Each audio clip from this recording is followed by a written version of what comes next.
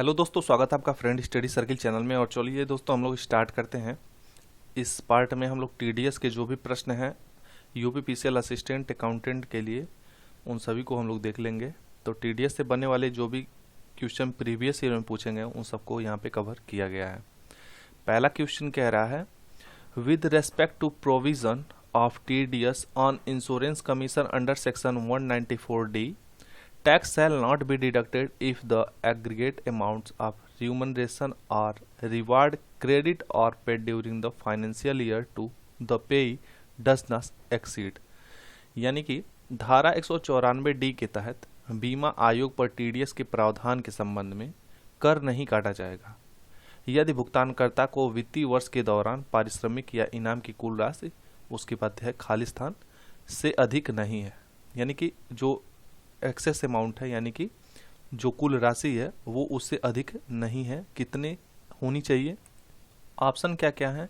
Option है आपका ए जो है 10,000, बी है 20,000, सी है 25,000 और डी है 15,000। तो दोस्तों इसका राइट आंसर क्या होगा? राइट आंसर हो जाएगा ऑप्शन नंबर डी जो है 15,000। ठीक है। आयकर अधिनियम 1961 की धारा 194D के तहत, ये याद रख लीजिएगा, जो आयकर अधिनियम है 1961, इसके 194D के तहत बीमा आयोग पर टीडीएस के प्रावधानों के संबंध में कर नहीं काटा जाएगा यदि भुगतानकर्ता को वित्तीय वर्ष के दौरान पारिश्रमिक या फिर इनाम की जो कुल राशि है वो 15,000 रुपये से अधिक नहीं है। 15,000 रुपये से अधिक होगी तभी उस पर लगेगा, 15,000 रुपये से कम है तो नहीं लगेगा। ठीक है। राइट आंसर हो जाएगा ऑप्शन नंबर डी। अगला क्वेश्चन है, with respect to provision relating to TDS on interest other than interest on securities under section 194A, under section 194A, no tax shall be deducted at source if during the financial year interest payable by the payer to pay does not exceed। कह रहा है धारा 194A के तहत, धारा 194A के तहत प्रतिभूतियों पर ब्याज के अलावा ब्याज पर टीडीएस से संबंधित प्रावधानों के संबंध में स्रोत पर कोई कर नहीं काटा जाएगा यदि वित्तीय वर्ष के दौरान भुगतानकर्ता द्वारा प्राप्तकर्ता को देय ब्याज डैश से अधिक नहीं है। तो इसका राइट आंसर क्या होगा? राइट आंसर हो जाएगा 5,000। ठीक है, 5,000 से अधिक नहीं है। हम लोग एक्सप्लेनेशन देखेंगे और यहाँ पे बताया जा रहा है कि आयकर अधिनियम 1961 की धारा 194A में या फिर ए के तहत कहा गया है कि एक व्यक्ति ब्याज स्रोत पर कर का भुगतान करने के लिए उत्तरदायी है, यानी कि लायबल है। इस ब्याज में बैंकों द्वारा सावधि जमा, अग्रिम और ऋण पर चुकाया गया ब्याज, असुरक्षित ऋणों यानी अनसिक्योर्ड लोन्स पर भुगतान किया गया ब्याज भी शामिल है। इसमें प्रतिभूतियों पर ब्याज को शामिल नहीं किया जाता है। 194A के तहत ब्याज पर टीडीएस से संबंधित प्रावधानों के संबंध में स्रोत पर कोई कर नहीं काटा जाएगा। ठीक है। यदि वित्तीय वर्ष के दौरान भुगतानकर्ता द्वारा प्राप्तकर्ता को देय ब्याज 5,000 से अधिक नहीं है। ठीक है। तो जो है उस संबंध में जो टैक्स है नहीं काटा जाएगा। तो राइट आंसर आपको पता चल गया, 5,000 होगा। ये आपसे क्वेश्चन पूछा गया है यूपीआरबी यूएनएल असिस्टेंट अकाउंटेंट 15/5/2022। अगला क्वेश्चन है, TDS on payment from employ Provident Fund under section 192A not applicable the aggregate amount of such payment to the payee is less than। यानी धारा 192 के तहत, धारा 192 के तहत कर्मचारी भविष्य निधि से भुगतान पर टीडीएस लागू नहीं होता है। यहाँ पे धारा याद रख लीजिएगा। उसके बाद कह रहा है कि यदि प्राप्तकर्ता को इस तरह के भुगतान की कुल राशि कितने से कम है। खाली स्थान दिया है। ऑप्शन पहला 50,000, दूसरा 1.5 लाख, तीसरा 1 लाख या फिर चौथा 2 लाख। राइट आंसर क्या हो जाएगा? ऑप्शन नंबर ए जो है 50,000 हो जाएगा। यहाँ पे 50,000 से कम है। ठीक है, हम लोग चलते हैं एक्सप्लेनेशन पे। और इसमें कह रहा है कि आयकर अधिनियम 1961 की धारा 192A के तहत कर्मचारी भविष्य निधि से भुगतान पर स्रोत पर कटौती लागू नहीं होती है। भुगतान पर स्रोत पर कटौती जो है लागू नहीं होती है यदि प्राप्तकर्ता को इस तरह के भुगतान की कुल राशि 50,000 से कम है।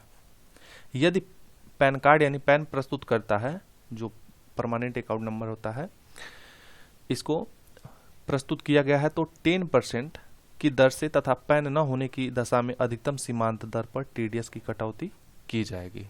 ठीक है, अगला क्वेश्चन क्या है?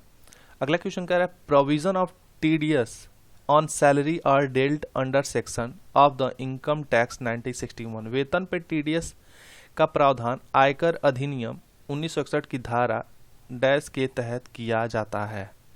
मोस्ट इंपॉर्टेंट क्वेश्चन याद कर लीजिएगा। ठीक है, आपसे क्वेश्चन ये पूछा जा सकता है। ऑप्शन पहला जो है 196, दूसरा 198, तीसरा 194 या फिर चौथा 192।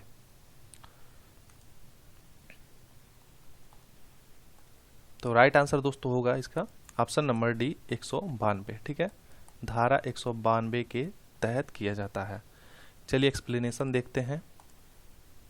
और कह रहा है आयकर अधिनियम 1961 की धारा 192 वेतन पर स्रोत पर कटौती टीडीएस से संबंधित है। वेतन आय के भुगतान के समय नियोक्ता द्वारा टीडीएस काटा जाना आवश्यक है जब एक कर्मचारी की कर योग्य आय अर्थात अध्याय 6A के तहत सकल कुल आय में से कटौती घटाकर मूल छूट सीमा से अधिक है, जो कि पहला कंडीशन क्या है 2.5 लाख रुपए यदि आयु 60 वर्ष से कम है, दूसरा 3 लाख रुपए यदि आयु 60 वर्ष या अधिक है लेकिन 80 वर्ष से कम है, और तीसरा जो कंडीशन है वो 5 लाख रुपए के मामले में जो एज होगी वो 80 या उससे अधिक के लिए होगी। ठीक है, टीडीएस के लिए जो कैलकुलेशन होगा वो होगा calculation of TDS estimated total tax liability upon period of employment.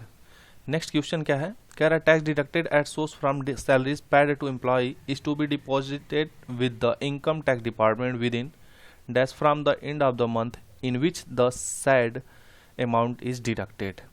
यानी कर्मचारियों को दिए गए वेतन से स्रोत पर काटी गई डैश राशि को जिस माह में कर काटा गया है उस माह के डैश के भीतर आयकर विभाग में जमा करना होगा। ऑप्शन क्या क्या है? ऑप्शन ए है जो 7 डेज, बी है 15 डेज, सी है 1 मंथ या फिर डी 10 डेज। तो राइट आंसर इसका क्या होगा? इसका याद कर लीजिए, राइट आंसर जो होगा वो होगा 7 डेज। ठीक है,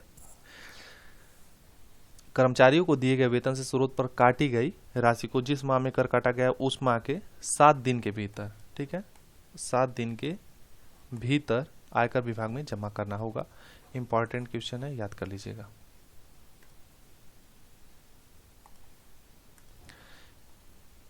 कर्मचारियों को दिए गए वेतन से स्रोत पर काटी गई कर राशि को जिस माह में कर काटा गया है उस माह के अंत के 7 दिन के भीतर जमा कर दिया जाना चाहिए। ठीक है, 7 दिन के भीतर जमा कर दिया जाना चाहिए। यदि वेतन पर कटौती सरकारी कर्मचारी की है तो उसी दिन, तथा यदि गैर सरकारी कर्मचारी है तो यदि मार्च के वेतन की कटौती है तो 30 अप्रैल तक आयकर विभाग को जमा करा देना चाहिए। यदि अन्य किसी माह की है तो कटौती माह की समाप्ति के 7 दिन के भीतर जमा करा देना चाहिए। अगला क्वेश्चन है which of the following statement is not correct. निम्नलिखित में से कौन सा कथन सही नहीं है? पहला है tax is deducted at source from payment made for professional service. व्यवसायिक सेवाओं के लिए किए गए भुगतान से स्रोत पर कर की कटौती की जाती है। दूसरा, tax is deducted at source from rent paid, दिए गए किराए से स्रोत पर कर की कटौती की जाती है। ऑप्शन नंबर तीसरा, दिए गए दान से स्रोत पर कर की कटौती की जाती है। और चौथा, tax is deducted at source from salaries paid, यानी दिए गए वेतन से स्रोत पर कर की कटौती की जाती है। तो आपसे क्या पूछा था? पूछा था कौन सा इसमें इनकरेक्ट है। ठीक है, तो राइट आंसर इसका क्या हो जाएगा? यही सी हो जाएगा, क्योंकि जो दान होता है इस पे जो है टीडीएस की कटौती नहीं की जाती है। तो आपसे यही पूछा था, जैसा कि पहला पूछा था tax is deducted at source from payments made for professional services, सही होता है। ठीक है, tax is deducted at source from rent pad, दिए गए किराए से सोर्स पर कर की कटौती की जाती है, सही है। उसके बाद यहाँ पे जो दिया है ये तो आपका आंसर हो जाएगा क्योंकि यही गलत दिया है। और दिए गए वेतन से प्राप्त पर कर की कटौती की जाती है, tax is deducted at source from salaries paid. आगे हम लोग बढ़ते हैं। अगला क्वेश्चन है, any person responsible for paying the salary is responsible to deduct tax at source, this provision is applicable to, यानी जो व्यक्ति वेतन का भुगतान करने के लिए उत्तरदायी है वही व्यक्ति स्रोत पर कटौती के लिए भी उत्तरदायी होगा। यह प्रावधान निम्नलिखित पर लागू होता है। पहला दे रहा है कंपनीज, दूसरा HUF यानी हिंदू अविभाजित परिवार, तीसरा दे रहा है फर्म या फिर इनमें से सभी। तो सिंपल है, आपको पता ही होगा, जो राइट आंसर आपका हो जाएगा ऑल ऑफ दिस, इनमें से सभी हो जाएगा। देखिए यहाँ पे एक्सप्लेनेशन दिया है, TDS यानी टैक्स डिडक्टेड एट सोर्स, ये याद कर लीजिएगा, फुल फॉर्म पूछ सकता है। आयकर अधिनियम 1961 के अनुसार भुगतान करने वाली किसी भी कंपनी या व्यक्ति को स्रोत पर कर काटने की आवश्यकता होती है यदि यह भुगतान एक निश्चित सीमा यानी 2.5 लाख वेतन की आय से अधिक हो। ठीक है, आयकर अधिनियम 1961 में बताया गया कि सभी व्यक्तियों के वेतन शीर्षक के अंतर्गत आय में से TDS की कटौती की जाएगी। तो यहाँ तक तो आपको TDS समझ में आ ही गया होगा, और जो भी क्वेश्चन पूछे गए हैं एक्सप्लेनेशन इंपॉर्टेंट होता है और आप लोग इस चीज़ को प्रिपेयर कर लेंगे, केवल 1 से 2 बार वीडियो देखेंगे याद हो जाएगा। अगले क्वेश्चन पे हम लोग चलते हैं, और अगला क्वेश्चन है, TDS return is a form of report submitted to, यानी TDS रिटर्न एक किस्म की रिपोर्ट है जो निम्नलिखित डैश की जाती है। कह रहा है पहला, रजिस्ट्रार ऑफ कंपनीज, कंपनियों के रजिस्ट्रार, स्टॉक एक्सचेंज यानी स्टॉक एक्सचेंज, टैक्स अथॉरिटी यानी कर प्राधिकारी, और जो चौथा दे रहा है नन ऑफ दिस यानी इनमें से कोई नहीं। तो TDS रिटर्न एक किस्म की रिपोर्ट है जो इस टैक्स प्राधिकारी यानी जो कर प्राधिकारी होता है उसी को सबमिट की जाती है। हम लोग इसका एक्सप्लेनेशन देखेंगे। कह रहा है TDS रिटर्न एक रिपोर्ट होती है जो कर अधिकारी के पास जमा किया जाता है। ये याद रखिएगा, किसके पास? कर अधिकारी, क्योंकि आपको कंफ्यूजन बन सकता है। यह TDS फॉर्म तब भरा जाता है जब TDS के रूप में काटा जाता है। TDS करदाता के आय में से तब काटा जाता है, ये आपसे पूछ सकता है कि कब काटा जाता है, तो तब काटा जाता है जब उसकी आय एक निश्चित सीमा से अधिक हो या भुगतान करने वाली संस्था करदाता को भुगतान करती है। उस दशा में उसे TDS के रूप में धनराशि को काटनी होती है। साथ ही इसका पूरा विवरण एक फॉर्म में भरकर आयकर प्राधिकारी के पास भेजा जाता है। तो आप लोग सिंपली इसको समझ गए होंगे। हम लोग बढ़ते हैं आगे, और अगला क्वेश्चन क्या है? अगला क्वेश्चन कह रहा है, what is the maximum limit available on which no TDS is required to be deducted in respect of winning from horse races under section 194BB of Income Tax Act 1961 for assessment year 2019। यहाँ पे कुछ भी दे सकता है, 2020, 23 या फिर 23, 24। ठीक है, ये ध्यान देंगे। कह रहा निर्धारण वर्ष 2018-19 या 22-23 के लिए आयकर अधिनियम 1961 की धारा 194BB, कौन सी? 194BB के तहत घुड़दौड़ से जीतने के संबंध में उपलब्ध अधिकतम सीमा क्या है जिस पर TDS काटने की आवश्यकता नहीं है? पहला ऑप्शन 10,000, दूसरा 50,000, तीसरा 20,000 या फिर चौथा 15,000। इसका जो राइट आंसर हो जाएगा वो हो जाएगा 10,000। ठीक है,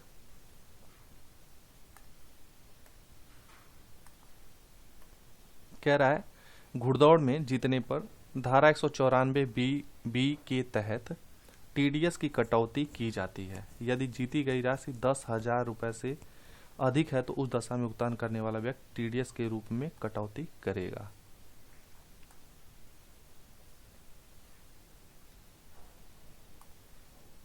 अगला क्वेश्चन है, what is the rate of TDS applicable for assessment year 2018-19 on payment of rent by an individual in excess of 50,000 per month under section 194 IB of Income Tax Act 1961। कह रहा है आयकर अधिनियम 1961 की धारा 194 IB 194 IB के तहत व्यक्ति द्वारा प्रति माह 50,000 रुपये से अधिक किराए के भुगतान पर निर्धारण वर्ष 18-19 के लिए लागू TDS की दर 1/6/2017 से क्या है?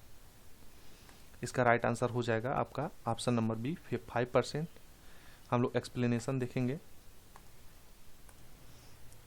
कह रहा है आयकर अधिनियम 1961 की धारा 194 IB में कहा गया है 1 जून 2017 से सभी लेन देन के लिए 5% या 3.75% की दर से कर की कटौती की जानी चाहिए। मकान मालिक को भुगतान क्रेडिट की तिथि के आधार पर किराए का भुगतान करते समय संपत्ति का किराएदार पट्टेदार भुगतानकर्ता यानी मकान मालिक पट्टेदार प्राप्तकर्ता को पैन कार्ड न होने की अवस्था में 20%, जो पैन कार्ड होता है इसकी यदि ये चीज़ नहीं है तो आपका 20% होगा।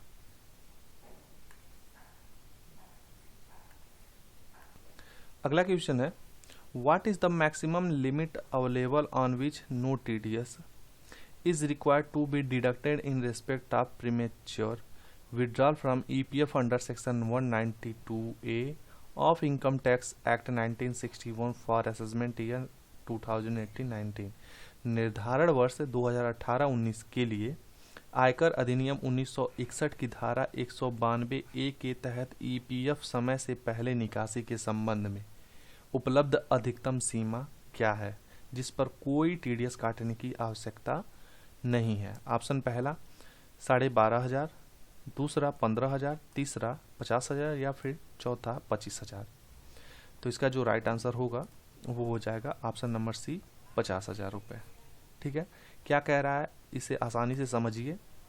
कह रहा है आयकर अधिनियम 1961 की धारा 192A के तहत या फिर उसमें जो प्रावधान बनाया गया है कर्मचारी भविष्य निधि के न्यासी या योजना के तहत अधिकृत किसी भी व्यक्ति को स्रोत पर कर काटने की आवश्यकता होती है यदि कर्मचारी चौथी अनुसूची के भाग ए के नियम 8 के तहत निर्धारित शर्तों को पूरा नहीं करता है। जो उसमें नियम है, रूल है, उसको यदि उस क्राइटेरिया को पूरा नहीं करता है, जैसे संक्षेप में TDS कटौती योग्य है। जो कंडीशन बना रहा है, कह रहा है लगातार 5 साल की सेवा पूरी करने से पहले EPF से राशि वापस ले ली गई है और निकाली गई राशि 50,000 से अधिक है। ठीक है, जब 50,000 से अधिक रहेगा तो TDS लगेगा और 5 साल यदि आपने सेवा कंप्लीट नहीं किया है, ठीक है, तो भी। तो ये दो कंडीशन आपको समझ आ गया होगा कि TDS कब लगेगा। यदि 5 साल कंप्लीट नहीं हुआ, 4.5 साल हुए, 4 साल हुए हैं और EPF की राशि ले लिए हैं। दूसरी चीज़ 50,000 से अधिक है तो TDS लगेगा। आगे हम लोग बढ़ते हैं। अगला क्वेश्चन है what is the rate of TDS applicable on winning from lotteries under section 194B। याद कर लीजिएगा 194B एकदम जुबान पे रहना चाहिए। Of income tax act 1961 for assessment year 18-19। निर्धारण वर्ष 2018-19 यहाँ पे कुछ भी चेंज करके दे सकता है। के लिए आयकर अधिनियम 1961 की धारा 194B बार बार कह रहे हैं 194B के तहत लॉटरी से जीतने पर लागू TDS की दर क्या है। पहला कह रहा है 20%, दूसरा कह रहा है 40%, तीसरा 30% या फिर चौथा 50%। क्या होगा इसका जो राइट आंसर हो जाएगा, आप बताइए क्या होना चाहिए। राइट आंसर हो जाएगा 30%। यदि मान लीजिए कोई भी लॉटरी आप जीत रहे हैं और इसमें जो अमाउंट है वो 10,000 से अधिक है तो उस पर कितने प्रतिशत का TDS लगेगा, 30% का। ठीक है, यही इसका रेट होता है। ये याद कर लीजिएगा कौन सा, 194B।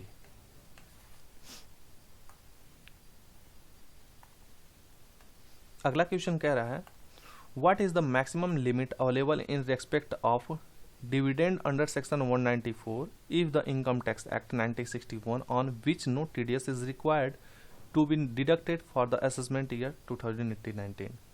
निर्धारण वर्ष 2018-19 के लिए आयकर अधिनियम 1961 की धारा 194 के तहत लाभांश के संबंध में उपलब्ध अधिकतम सीमा क्या है जिस पर कोई TDS काटने की आवश्यकता नहीं है। 2,500, दूसरा 3,000, तीसरा 5,000 या फिर चौथा 10,000। इसका जो राइट आंसर हो जाएगा वो हो जाएगा 2,500। ठीक है, 2,500 जो होगा, इस पर कोई TDS नहीं लगेगा। जो नियम है 194 धारा 194 के तहत हम लोग देखते हैं। कह रहा आयकर अधिनियम 1961 की धारा 194 के तहत लाभांश भुगतान पर, किस पे, लाभांश भुगतान पर टीडीएस काटा जाता है। यदि लाभांश 2500 रुपए के अधिक है तो धारा 194 स्रोत पर कर की कटौती होगी। ठीक है, कितना, 2500, ये ध्यान दीजिएगा। अगला क्वेश्चन है, what is the rate of TDS applicable payment of legal and professional charges under section 194J of income tax act 1961 for assessment year 2018-19। कर निर्धारण वर्ष 2018-19 के लिए आयकर अधिनियम 1961 की धारा 194J के तहत कानूनी और पेशा शुल्क के भुगतान पर लागू टीडीएस की दर क्या है? 10%, 20%, 7.5% या फिर 5%? राइट आंसर हो जाएगा 10%।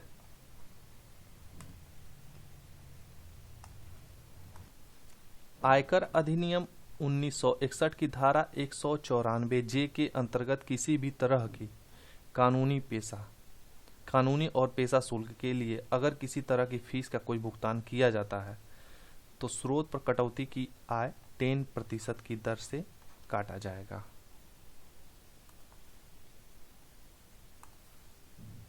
अगला क्वेश्चन है, what is the rate of TDS applicable on interest on securities under section 193 of income tax act 1961 for assessment year 2018-19।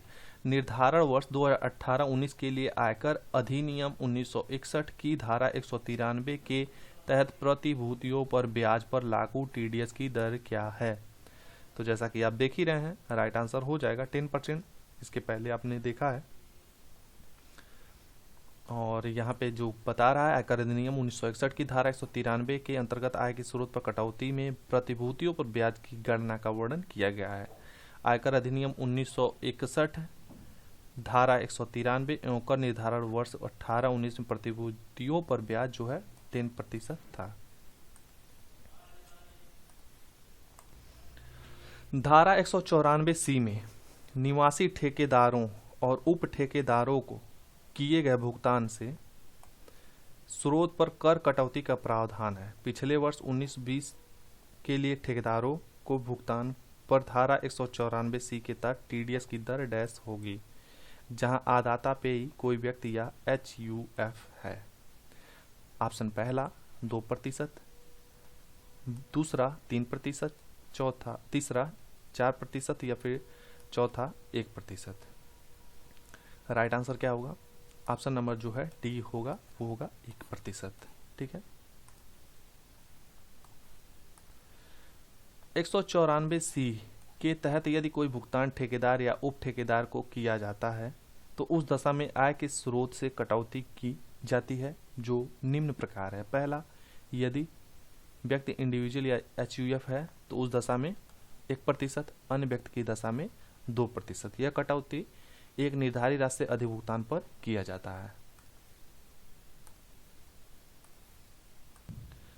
और ये क्वेश्चन तो आपको मैंने बताया है कि याद कर लीजिएगा, 194B वही पूछ रहा है। ठीक है, क्या पूछ रहा है देखिए, कह रहा है as per the provision of section 194B if any received the income by winning lotteries और क्रॉसवर्ड पजल्स और card and any kind of other games and gift to any other person whether resident or non-resident, it is necessary to deduct income tax at the rate of dash if the payable amount is more than, यानी कि दोनों question पूछ लिया है, कितने प्रतिशत पे लगेगा और कितना अमाउंट पे अधिकता पे लगेगा। ठीक है, तो राइट आंसर क्या हो जाएगा? आपका राइट आंसर हो जाएगा ऑप्शन नंबर बी, 30% और 10,000 रुपये अधिक। ठीक है, कह रहा धारा 194B के प्रावधानों के अनुसार यदि कोई व्यक्ति लॉटरी या क्रॉसवर्ड पहेली या कार्ड गेम और किसी भी प्रकार के अन्य खेल को जीतने पर प्राप्त आय किसी अन्य व्यक्ति, चाहे वह निवासी हो अनिवासी हो, को भुगतान करता है तो उसके लिए कितना, 30% की दर से उस राशि पर आयकर की कटौती करना आवश्यक है यदि भुगतान की राशि जो है 10,000 से अधिक है। ठीक है,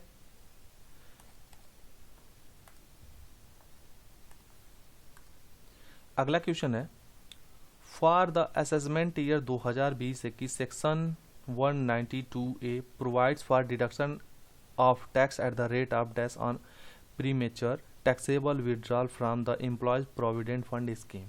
कर निर्धारण वर्ष 2020-21 के लिए धारा 192A कर्मचारी भविष्य निधि योजना से अपरिपक्व दर योग्य निकासी की दर से कर कटौती का प्रावधान करती है। पहला 15%, दूसरा 20%, तीसरा 10% या फिर चौथा 5%। तो राइट आंसर क्या हो जाएगा? राइट आंसर हो जाएगा सी।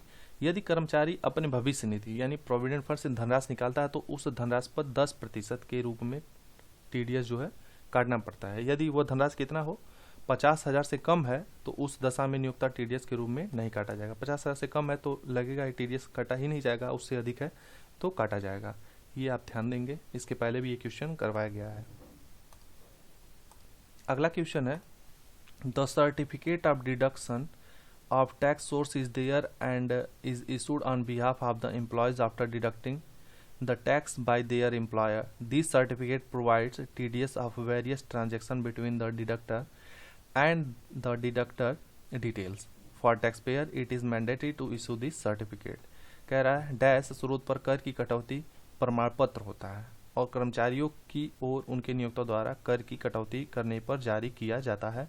ये प्रमाण पत्र कटौती करता और कटौती कराने वाले के बीच विभिन्न लेन देन के टीडीएस या टीसीएस विवरण प्रदान करते हैं। करदाताओं के लिए ये प्रमाण पत्र निर्गत करना अनिवार्य होता है या फिर आवश्यक होता है। पहला फॉर्म 16AS, दूसरा फॉर्म 26AS, तीसरा फॉर्म 26A या फिर डी ऑप्शन डी जो है वो फॉर्म 16। ठीक है, तो राइट आंसर इसका हो जाएगा।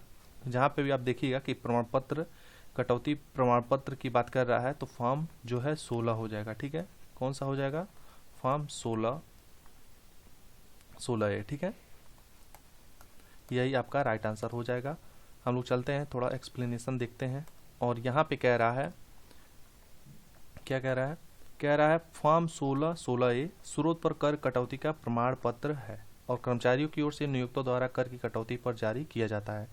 टीडीएस की कटौती कर विभाग द्वारा निर्धारित दरों पर की जाती है। टीडीएस काटने के बाद भुगतान करने वाले व्यक्ति को कटौती करता और भुगतान प्राप्त करने वाले व्यक्ति को भी कटौती करता या कटौती कहा जाता है।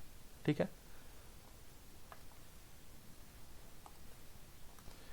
अगला क्वेश्चन है, TDS on payment of rent of plant machinery और इक्विपमेंट रेट इज, यानी टीडीएस का रेट क्या होगा? कह रहा संयंत्र मशीनरी या उपकरण के किराए के भुगतान पर टीडीएस की दर है, क्या है? पहला 1%, दूसरा 5%, तीसरा 2% या चौथा 10%। राइट आंसर इसका क्या हो जाएगा? 2%। ठीक है,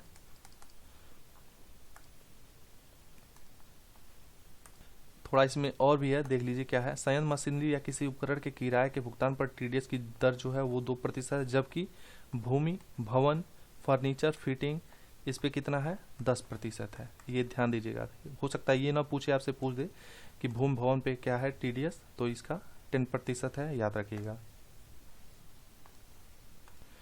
if TDS payable after dash is less और more than advance tax will not be paid. यदि टीडीएस पश्चात देय कर डैश से कम या इतना हो तो अग्रिम कर का भुगतान नहीं किया जाएगा। 15,000, 10,000, 20,000, 25,000। राइट आंसर क्या होगा? इसका राइट आंसर क्या होगा? ऑप्शन नंबर बी हो जाएगा, 10,000। ठीक है,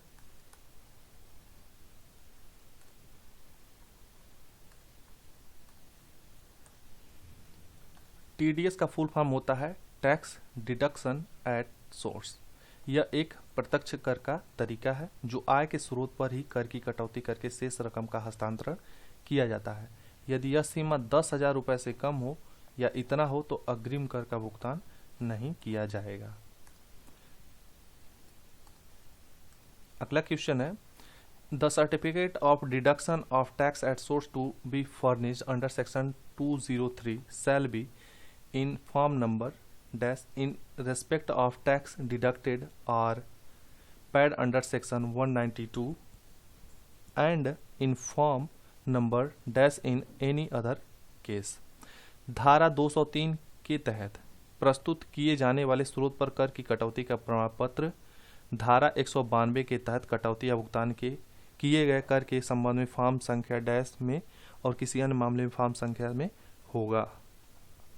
ऑप्शन नंबर पहला 16A, 16, 15, 15A, 16, 16A, 15G, 15H।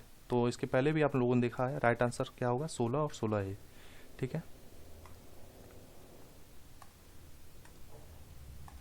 आयकर अधिनियम 1961 की धारा 203 के तहत प्रस्तुत किए जाने वाले स्रोत पर कर की कटौती का प्रमाण पत्र धारा 192 के तहत कटौती या भुगतान किए गए कर के संबंध में फॉर्म संख्या 16 में और किसी अन्य मामले में फॉर्म संख्या 16A में होगा।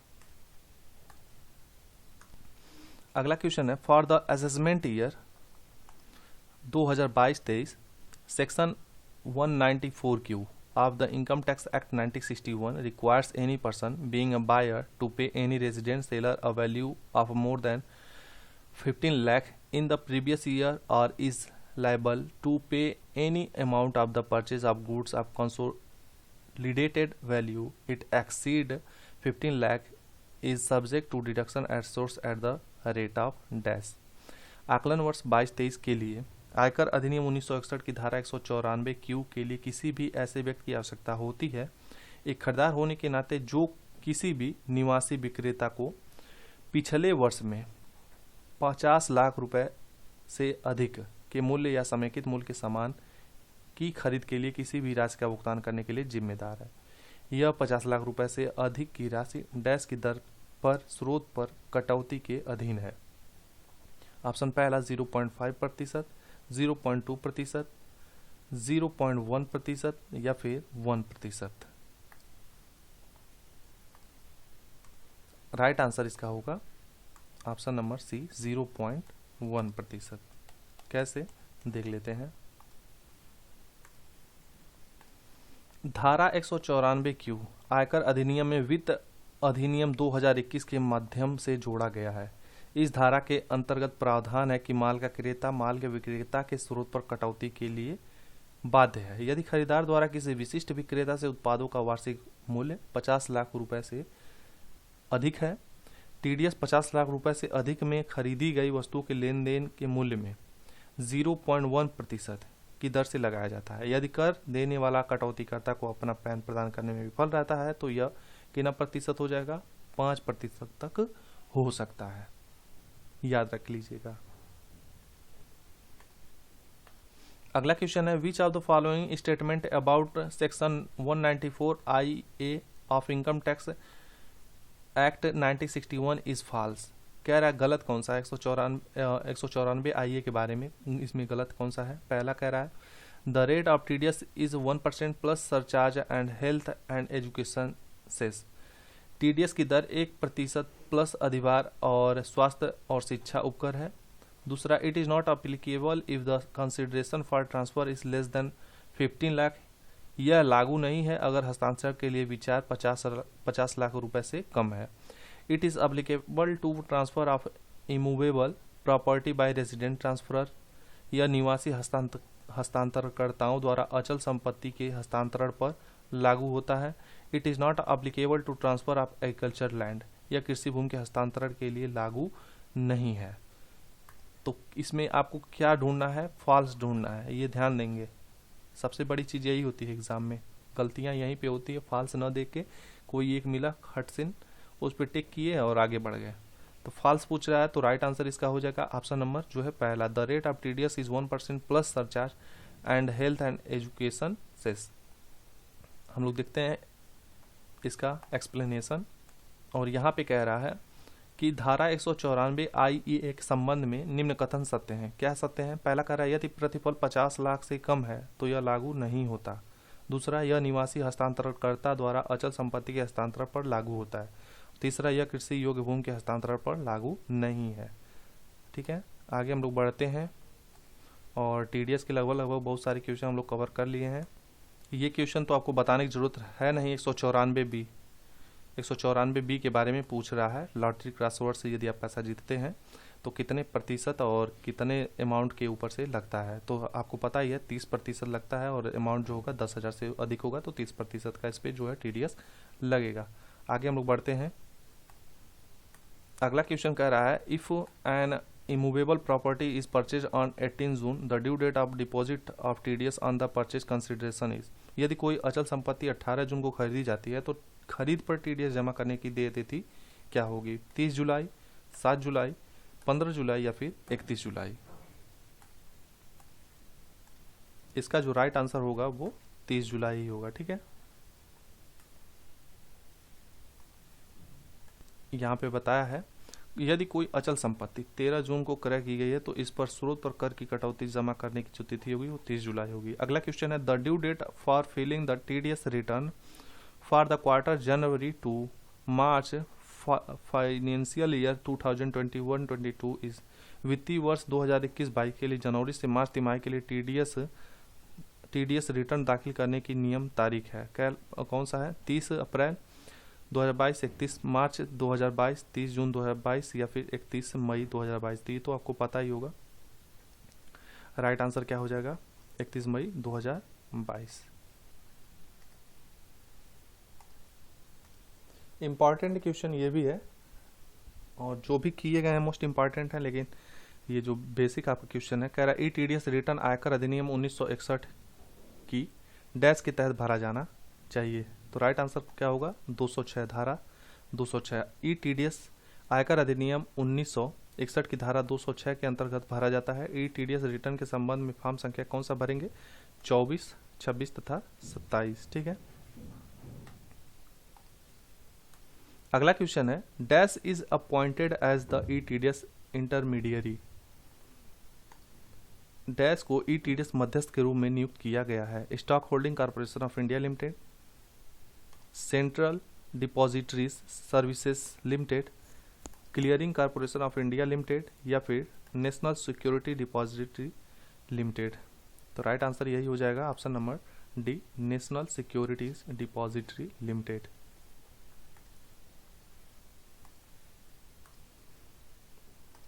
नेशनल सिक्योरिटीज डिपॉजिटरी लिमिटेड एक वित्तीय इकाई है जिसे मूर्त या भौतिक प्रमाण पत्र के रूप में प्रतिभूतियों को रखने के लिए 1996 में स्थापित किया गया था। NSDL डीमैट खातों की रखरखाव करता है जिसमें वित्तीय प्रतिभूतियों को इलेक्ट्रॉनिक रूपों में रखा जाता है। NSDL को TDS के मध्यवर्ती के रूप में नियुक्त किया गया है। ठीक है, आगे हम लोग बढ़ते हैं।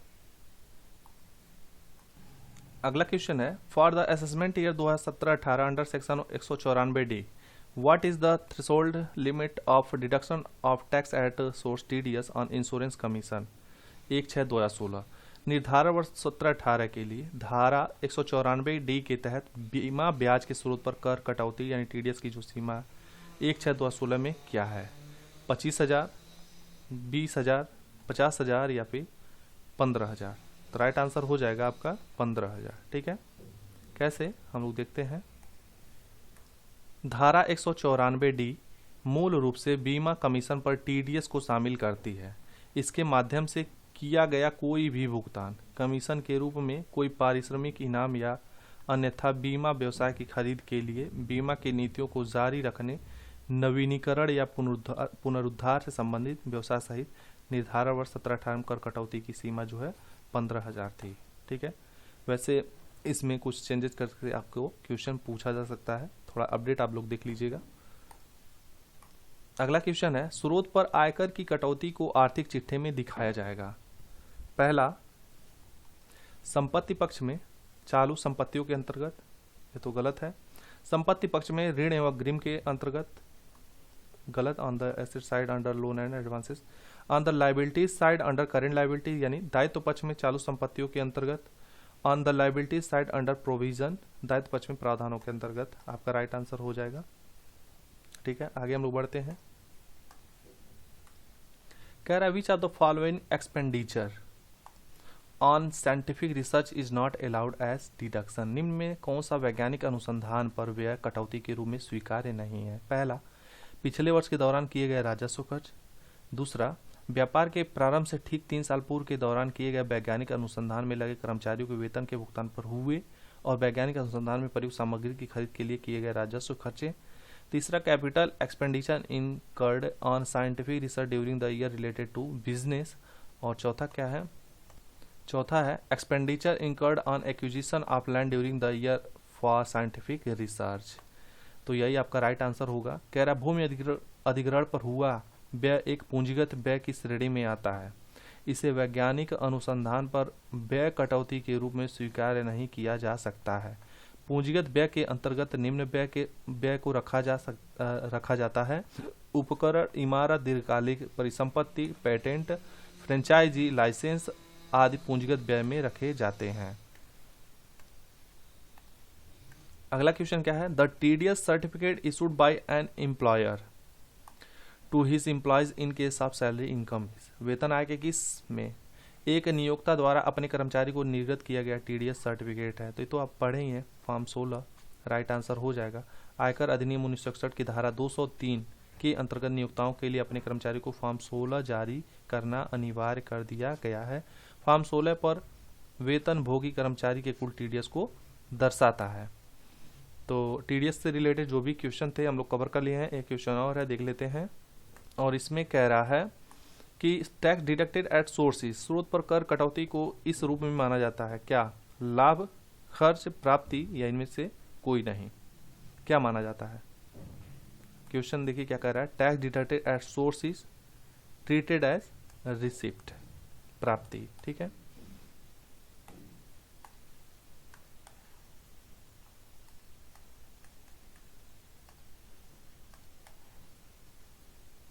सॉरी,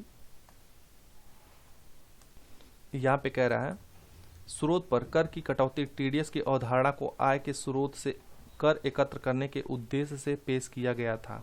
इस अवधारणा के अनुसार एक व्यक्ति डिडक्टर जो किसी अन्य व्यक्ति को निर्दिष्ट प्रकृति का भुगतान करने के लिए उत्तरदायी है तो वह स्रोत पर कर काटेगा और उसे केंद्र सरकार के खाते में जमा कर देगा। तो दोस्तों कंप्लीट हुआ टीडीएस के जो भी प्रश्न आपसे पूछे जा सकते हैं। देखिए इसके एक्स्ट्रा यदि आप पढ़ते हैं, बुक से पढ़ते हैं, जो टेक्स्ट बुक होगा वहाँ से चैप्टर वाइज कंप्लीट करते हैं जो सिलेबस दिया गया है असिस्टेंट अकाउंटेंट में, तो बेहतर होगा। और ये जो प्रीवियस ईयर के क्वेश्चन है इससे आपको कुछ आइडिया लग गए होंगे और लगभग इसको 1-2 बार रिवीजन कर लेंगे तो आपके एग्ज़ाम के लिए बहुत ही बेहतर होगा। दूसरी चीज़, मुझे समय नहीं मिल पा रहा है जिससे आपको वीडियो प्रोवाइड कर सकूँ, क्योंकि थोड़ा कहीं और ही मेरा इस टाइम थोड़ा व्यस्तता हो गई है और उसको मैं बाद में आपसे शेयर ज़रूर करूँगा। तो समय मिलता है तो फिर इससे रिलेटेड कोई और भी चैप्टर कंप्लीट करवा देंगे। ये कंप्लीट वीडियो है और टीडीएस का जो भी है इसमें कंप्लीट कर दिया गया है। और कुछ एक्स्ट्रा आप टीडीएस को पढ़ लेते हैं, जैसे इनकम टैक्स की बुक यदि आपके पास होगी तो जरूर, जाहिर सी बात है आप उसको कवर कर रहे होंगे, कवर कर लेंगे तो बेहतर होगा। ठीक है, और वीडियो कैसा लगा आप लोग कमेंट बॉक्स में ज़रूर बताइए। और क्या अगला टॉपिक इनकम टैक्स में स्टार्ट कर दें या फिर बता दें, क्योंकि जो भी वीडियो आएगा तो कंप्लीट वीडियो ही मैं डालूंगा और छोटे छोटे पार्ट में नहीं पढ़ पाएगा, क्योंकि एक आध दिन समय निकाल के फिर उस पर कंप्लीट कर दूंगा और अपलोड कर दूंगा जिससे आपका रिवीजन हो जाए। और देखिए एग्ज़ाम के बारे में तो अभी कुछ अपडेट नहीं है, लेकिन इस महीने तो एग्ज़ाम होना है नहीं और मार्च के होली के बाद ही मान कर चलिए, होली के पहले एग्ज़ाम होगा ही नहीं, होली के बाद ही मान कर चलिए, आपको 10-15 दिन पहले पता चल जाएगा और इससे रिलेटेड कोई अपडेट मिलती है तो आपको शेयर कर दी जाएगी। ठीक है, तब तक अपनी तैयारी करें और ये मत सोचिए कि एग्ज़ाम कब होगा तभी तैयारी करेंगे, अपना रिदम बना के तैयारी करते रहिए। खासकर आप लोग कंप्यूटर पर विशेष ध्यान देंगे। ठीक है, मेन तो कंप्यूटर ही है, कंप्यूटर आपको 50% लाना है तो लाना है। ठीक है, 50% आप कवर करवाइए और अच्छी तरह से इसको रट जाइए। बाकी इसमें तो मान के चलिए कि आप 150 में 80-90 भी कर लेंगे। ठीक है, 80 से 90 की भी कर लेंगे तो मान कर चलिए सिलेक्शन होने की ज़्यादा चांसेस रहेंगे। ठीक है, और ज़्यादा अच्छा करेंगे तो और बेहतर रहेगा। 100+ करेंगे तो एकदम 100% मान के चलिए आप सिक्योर ही हैं। तो कंप्यूटर पे विशेष ध्यान रहे और यदि आप उसमें क्वालिफाई होंगे तो फिर आपकी कॉपी तभी चेक होगी। मिलते हैं अगले वीडियो में, तब तक अपना तैयारी करते रहें। Take care, bye bye, thank you.